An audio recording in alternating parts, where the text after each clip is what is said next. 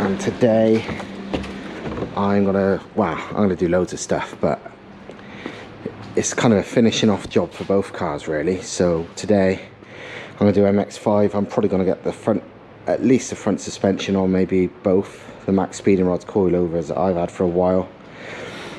I've just removed the front brake hoses, which I've been sort of putting off for ages because I expected them to be rusted up and rounded, but I got them off easy, so that was a relief. Obviously I've got the Goodridge ones to go on, but realistically the next thing to do, because it's the hardest thing to access once the brakes and everything's on, is the coilovers. Alright, time to get these max speeding rods coilovers on. They are the ones that are adjustable damping on the top, so they're sort of higher up spec versions.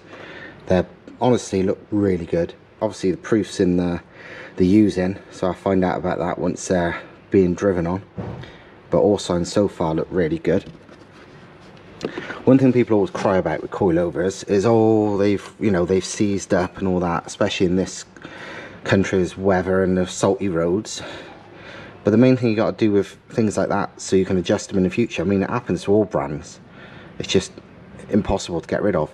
Luckily these have been painted, coated, which helps. But what I'm going to do is get a load of grease, and I've unscrewed this one already, you see, so I'm going to put some grease in there so the threads are less likely to rust up. And what you generally do with these things is just keep them clean and just use some spray grease on them or so on every now and again. That's what I've always done, and it's never been a problem. Right, front and rear coilovers are in. Everything so far exactly as you would expect, goes in lovely, no problem. On these it's a bit harder than a typical car because being double wishbone, you've got no choice but undo this top wishbone and the anti-roll bar and pull it outwards to get the coilover in. On a typical McPherson strut setup, you practically have to do nothing, just whack it in. But you know, that's the price you pay for fancy suspension. The rear is exactly the same. Well, not exactly the same, but it's still double wishbone, same sort of issue. But it went in no problem. What I've done now is loosely bolted it up and not bothered putting the anti-roll bar back, because what I'm going to need to do next before anything else is put the wheels on it and pull it on the ground to work out the ride height, because without it being on the ground you've got no way of being sure how tall it is. So what I've done at the moment, in all four corners, I've wound the spring platforms, not spring platforms, the actual coilover threaded part as low as possible, left the spring platforms as they were from the factory, which is just a little bit of preload how they're meant to be, and I'm going to put the wheels on, put it on the ground and see. I've seen people going, oh, they don't go low enough, like, and I can't see that being true. I'm guessing it's people who are like stancy boys who want it on the floor. But yeah, as you can see so far, they look really good, they fit bang on, no complaints. For the first time in a very long time, the car's on the ground, coilovers on, wheels touching the floor, good times.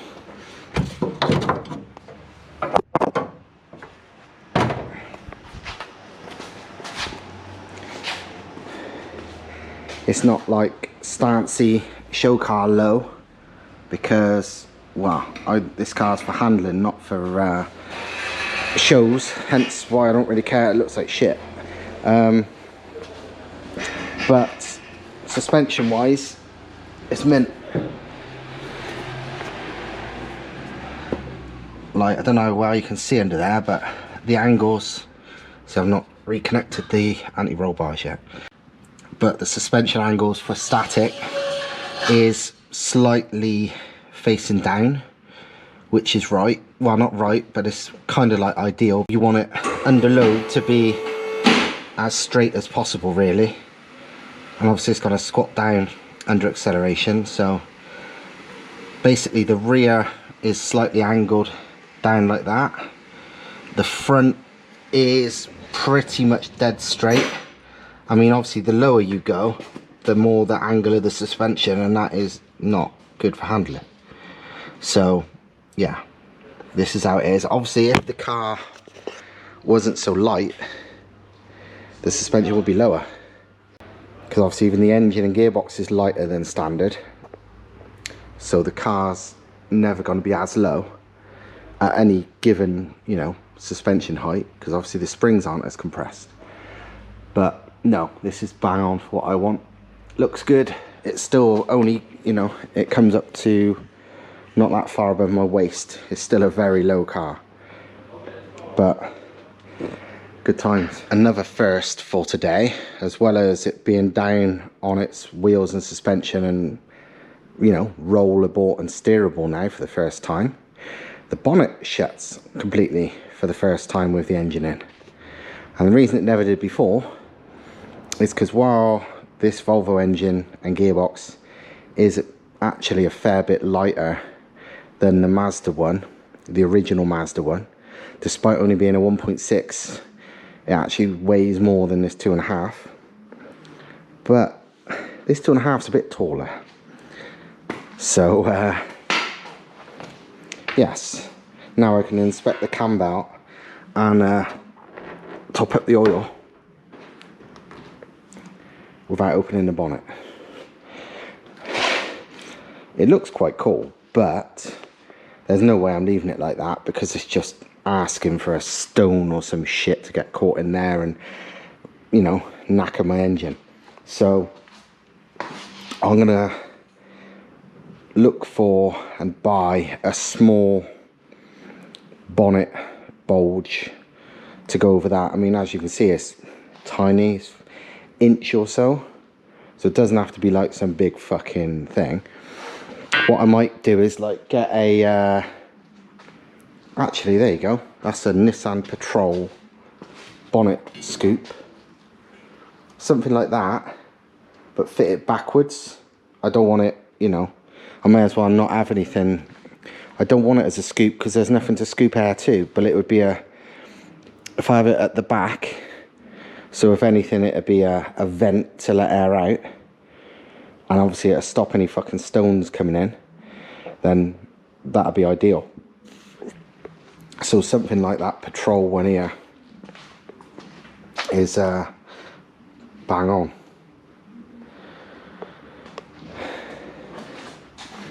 Technically that Patrol don't need it anymore because it's got a massive front mount rather than the shitty top mount it normally comes with, because now it's got this 3 litre Beamer engine.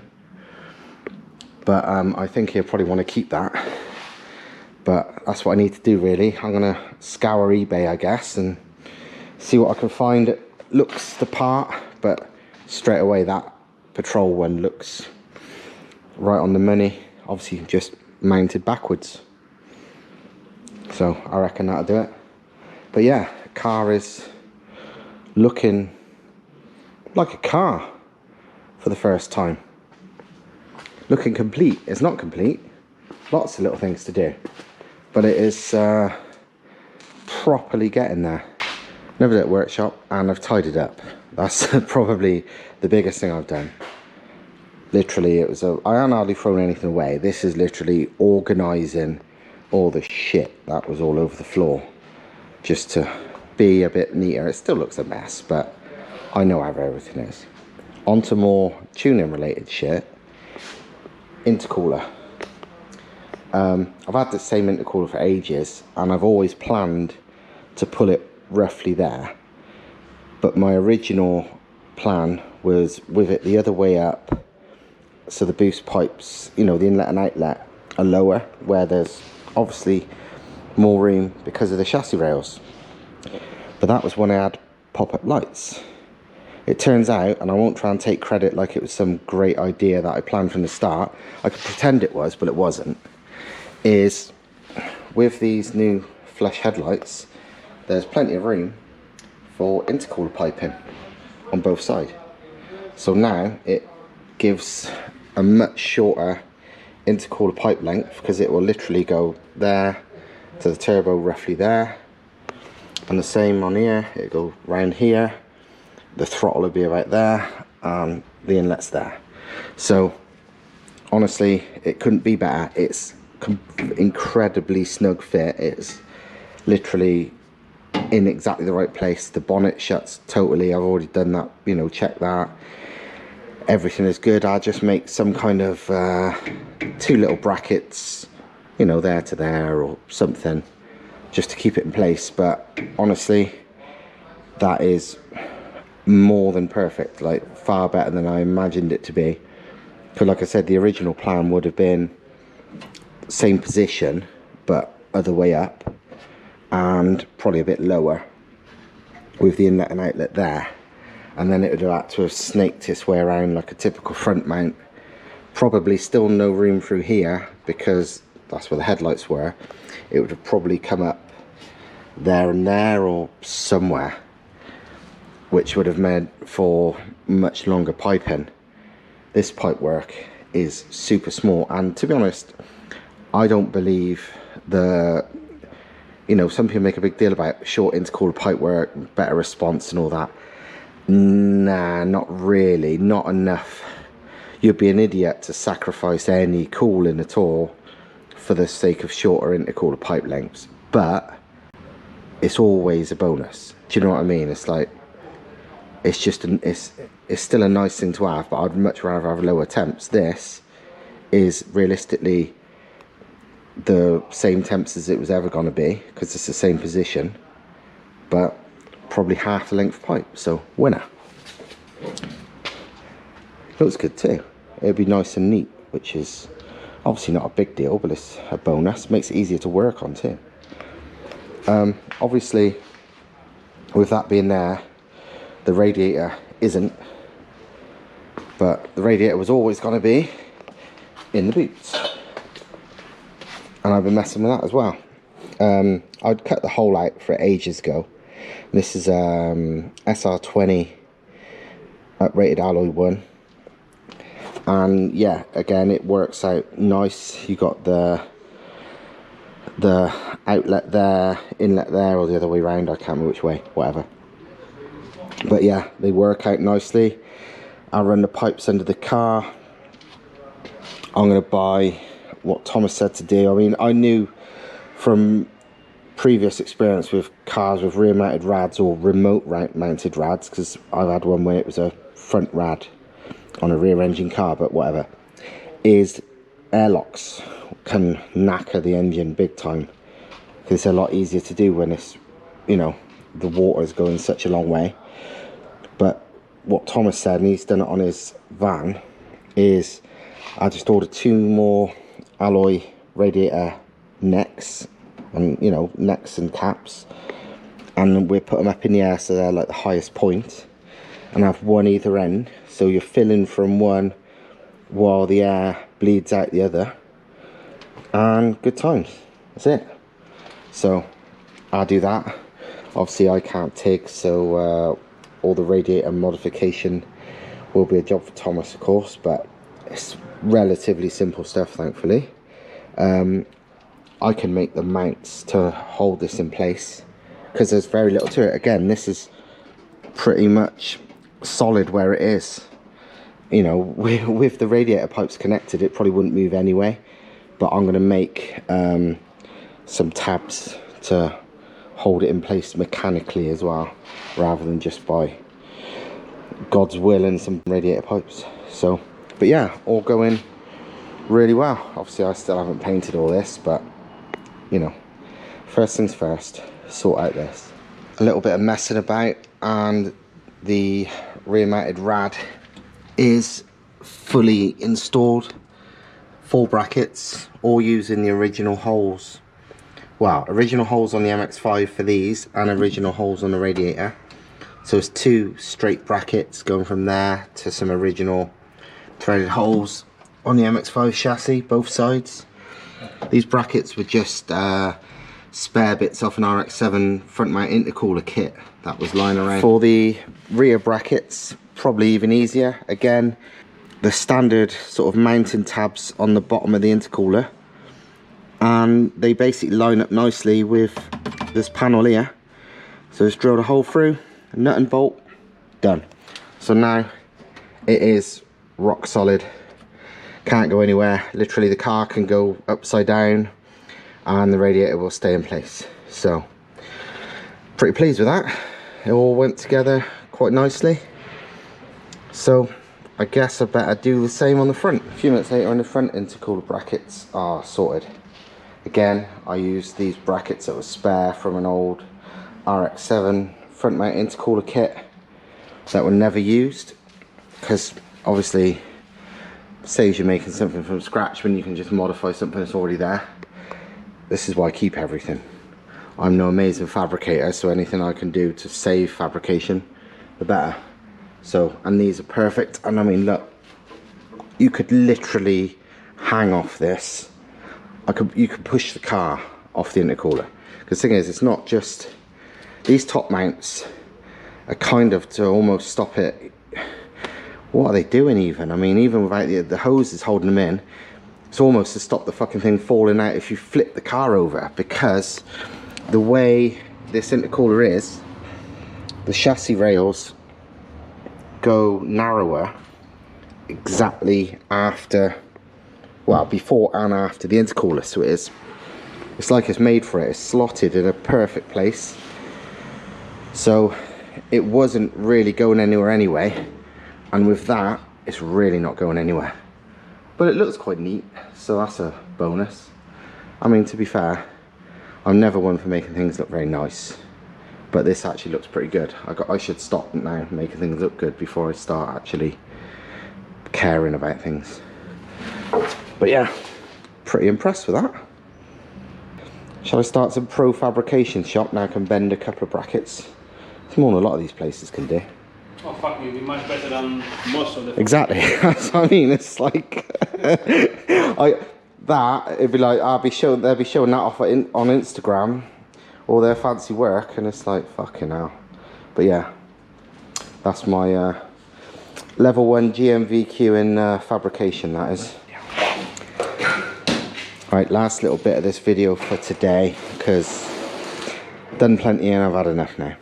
So yeah, all of this is mounted. But last thing is, me and Tom's just been talking about inlet manifolds for this.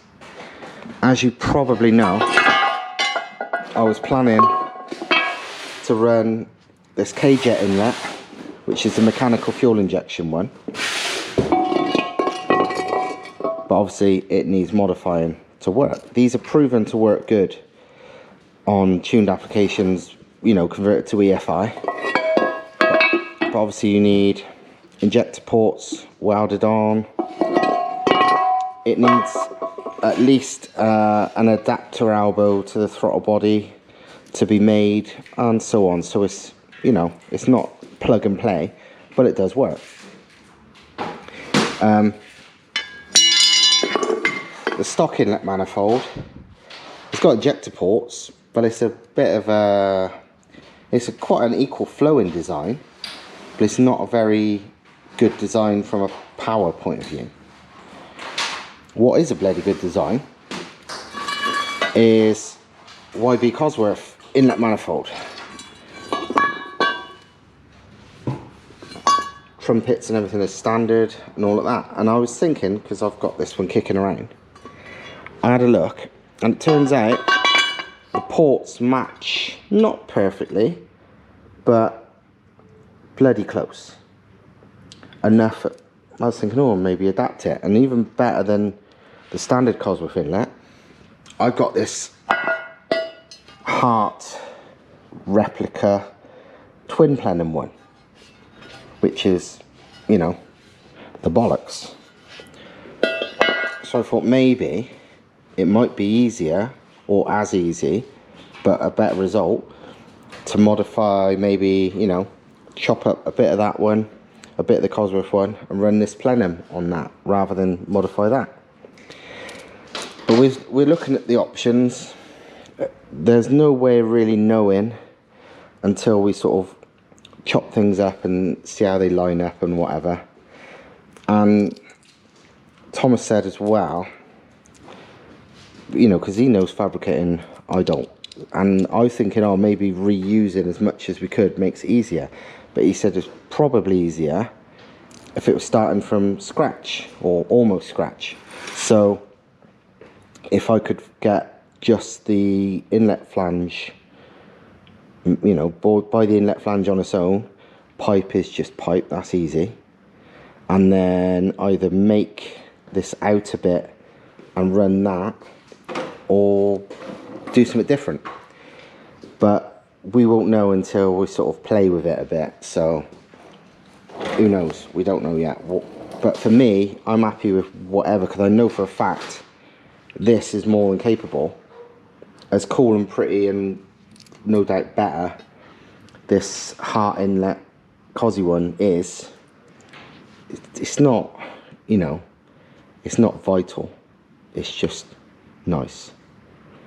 So this will be perfectly good, but like I said, this is a fair bit of work on its own to make usable, so we will see. But you know, the other option is a totally aftermarket one for these, but I've not liked the look of any of them really I've seen available, so I actually prefer this to nearly all the aftermarket ones. The only one I've seen nicer than this is the Viking Fabrications one, which is made from a modified one of these, which again could do. I mean, it's possible to maybe modify that to go with that, but again, need some experiments before any decisions are made. So that'll be for another time. Yeah, that's it for this video. Should be plenty for this.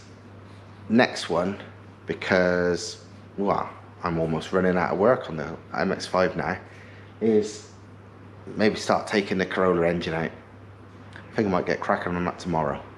So yeah, like, subscribe, all that usual stuff, and see you next time.